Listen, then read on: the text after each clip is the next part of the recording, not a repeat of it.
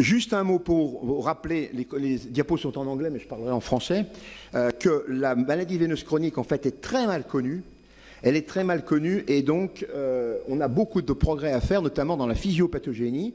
Et c'est de ça que je vais vous parler, parce que le traitement médical est basé sur nos concepts et nos connaissances de la physiopathogénie. Alors, il y a donc en pathophysiologie 2 facteurs coexistants, associés et intriqués, qui sont d'une part, le premier, la microcirculation. Et cette microcirculation, il y a une inflammation. La maladie veineuse chronique est une maladie inflammatoire. On va y revenir tout à l'heure.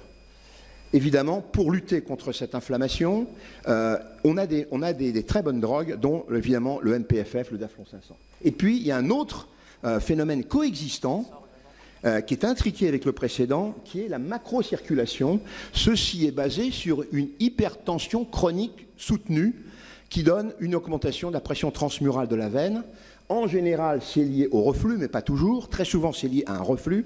Et cette hypertension transmurale va créer des lésions pariétales, va entraîner une inflammation, et ça va être un cercle vicieux entre ces 2 facteurs. Alors, on a bien étudié ça. Il y a beaucoup d'études intéressantes qui montrent bien que cette inflammation joue un rôle clé fondamental dans la maladie veineuse, et plus précisément du fait d'une interaction entre le leucocyte et la paroi endothéliale. Et on a mis en évidence cette adhérence à une forte adhésion du leucocyte qui va se dégranuler, qui va changer et qui va entraîner une réaction inflammatoire, parce qu'il va faire une diapédèse, il va aller dans les tissus et donc ça va entraîner des phénomènes inflammatoires. Alors là, vous avez donc ce leucocyte qui va donc adhérer, qui normalement est libre dans la paroi, et du fait de l'activation d'un certain nombre d'enzymes, il va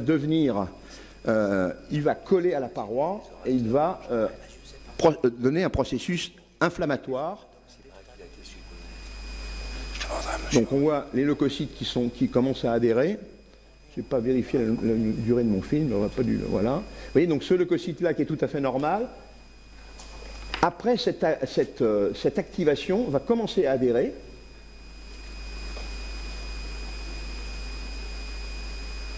Il va être l'objet de modifications, dont d'une dégranulation. Et c'est ce phénomène, la dégranulation leucocytaire, puis la diapédèse dans les tissus, qui va être au cœur du phénomène inflammatoire. Et la maladie veineuse chronique est une maladie inflammatoire. C'est fondamental à retenir, parce qu'à toutes les phases de la maladie, on trouve ces phénomènes inflammatoires. Alors, ça va être l'occasion de libérer des radicaux libres, d'activer des enzymes protéolytiques, et donc, vous voyez, tout l'édème autour de l'endothélium, du tissu, va être lié à ces phénomènes inflammatoires. Alors, pourquoi c'est important? Parce qu'on peut agir sur ce phénomène inflammatoire. Comment agir? Avec des molécules vasoactives, et en particulier le MPFF. On va le voir. Alors, pourquoi? Parce qu'il est capable d'agir justement dans les sites qui déclenchent ces phénomènes d'adhésion et de dégranulation. Donc, tout ça a été bien étudié par de nombreuses études ici. Alors, et de la même manière, parallèlement, il y a effectivement les marqueurs de l'inflammation sont activés, bien sûr. Vous avez donc, entre le superoxyde dismutase et la catalase ici, un déséquilibre qui va entraîner libération de ces facteurs du stress oxydatif, l'endothéline et le TNF. Alors, ceci a été étudié au niveau des valvules dans un système, un mode d'hypertension, un mode expérimental, qui a montré que l'adhérence et l'infiltration des granulocytes autour des valves étaient significativement diminuées par l'administration du MPFF, donc qui évite ce phénomène, le déclenchement de ce phénomène. Et puis, il y a une étude clinique de Soukhanov, russe, qui a étudié les choses pour essayer de voir un petit peu si en clinique on pouvait transposer. Et cette étude n'est pas inintéressante, même si elle porte que son peu de malades. Et ceux qui sont intéressants dans cette groupe de malades, c'est des C0S, évidemment. Ils ont étudié le reflux partiel, etc. C'est d'avoir étudié ces 22 reflux transitoires. C'est des reflux transitoires chez des patients asymptomatiques C0. Eh bien, chez ces patients-là, ce groupe de patients qui ont des reflux transitoires, ils ont montré qu'il y avait dans cette série une disparition du reflux transitoire chez ces patients, une petite diminution du calibre moyen, et puis également, parallèlement, diminution des phénomènes C0S, des symptômes liés probablement au phénomène veineux. Donc, on a l'impression que enfin, cliniquement, on n'a pas une preuve formelle, mais on a la continuité entre les preuves expérimentales, la physiopathogénie et la clinique. Alors, pourquoi le Daflon marche mieux que les autres drogues? Parce qu'il y a beaucoup de drogues qui peuvent donner cet effet-là. Le Daflon a une composition avec de la diosmine et d'autres facteurs, et ces autres facteurs aussi jouent un rôle dans les effets cliniques. Et puis, surtout, la micronisation qui entraîne une absorption plus importante, donc la concentration est plus importante et l'efficacité plus grande. Alors, quelle est maintenant en clinique? Quels sont les résultats des études cliniques? Alors, tout d'abord, si on s'adresse à des patients qui ont eu de la chirurgie pour des C2, pour des varices, et qu'on leur administre le MPFF, eh bien, on voit qu'entre les contrôles, quand on se place à J7, entre les contrôles et les gens qui sont traités, vous voyez qu'il y a une différence significative de la douleur post-opératoire qui est liée probablement à des phénomènes, évidemment, inflammatoires. Deuxièmement, pareil, donc dans la même étude, vous voyez qu'on a parallèlement mis en évidence une réduction significative du nombre d'analgésiques, de la quantité d'analgésiques qui ont été administrés, réclamés par ces patients après la chirurgie veineuse. Deuxième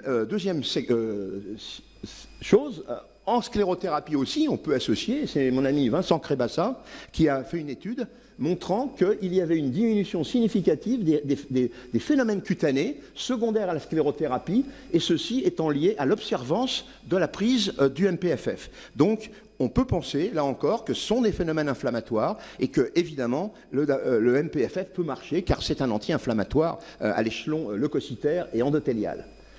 Encore un autre élément chez nos patients plus graves, donc les patients qui ont des troubles trophiques, C3 et qui ont de l'édème, les deux, eh bien, de la même manière, vous voyez qu'il y a une amélioration de la qualité de vie et une diminution des phénomènes, des symptômes.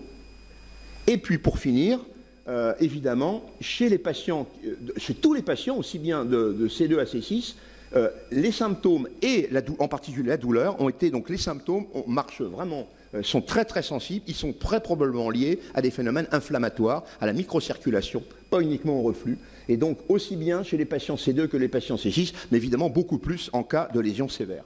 Alors toutes ces choses ont été étudiées et reconnues, et il y a des guidelines internationales pour les vénotoniques, qui sont une des thérapies quand même majeures de la maladie veineuse, en particulier à l'EVF et puis à l'International Angiologie, Je vous rappelle que le grade peut être fort ou faible, 1, 2, et puis la qualité de la preuve ABC. Eh bien, dans les guidelines qui ont été publiés sur l'ensemble des vénotoniques, que vous voyez ici dans cette deuxième colonne numéro 2, pour les symptômes et l'édème, vous voyez que c'est le MPFF, le Daflon 500, qui a obtenu la graduation, la recommandation la plus élevée en grade 1B de recommandation. Et de la même façon, pour l'ulcère, il a obtenu le même grade de recommandation. Donc, tous les vénotoniques marchent, mais c'est le MPFF qui a la plus haute recommandation.